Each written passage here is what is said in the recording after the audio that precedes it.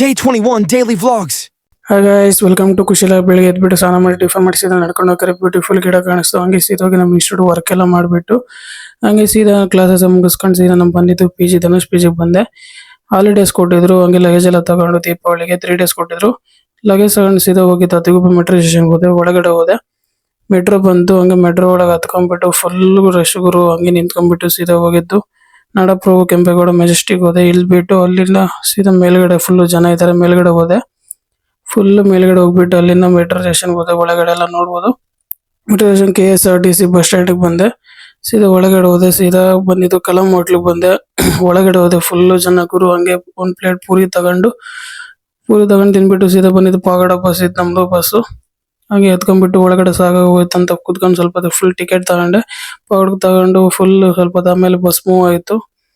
ಆಮೇಲೆ ಸ್ವಲ್ಪ ಹೊತ್ತು ಆಮೇಲೆ ಫುಲ್ಲು ಟ್ರಾಫಿಕ್ ಗುರು. ನೋಡ್ಬೋದು ನೀವು. ಇನ್ನೇನ್ ಮಾಡೋಣ ಅಂತೇಳಿ ಸಾಂಗ್ ಕೇಳ್ದೆ. ಸ್ವಲ್ಪ ಹೊತ್ತು ಸಾಂಗ್ ಹಂಗೆ ಹೋಗಕ್ಕೆ ಅನ್ಕೊಂಡಿದ್ದು ಇಸ್ಕಾನ್ ಟೆಂಪಲ್ ಕಳ್ಸು ಸಾಗದು ದೇವ್ರೆ ಒಳ್ಳೇದಾಗಿಲ್ಲ ಅಂತ ಬೆಳ್ಕೊಂಡು ಹೋದೆ. ಕಿಟಕಿಯಲ್ಲಿ ತಣ್ಣ ಗ್ರೀನರಿ ನೋಡ್ಕೊಂಡು ಸಾಕಾದಾಗ ತಣ್ಣ ಗಾಳಿ ಬರ್ತಿತ್ತು. ಸೀದಾ ಪಾಗಡ ಎಂಟ್ರಿಗೆ ಬಂದೆ.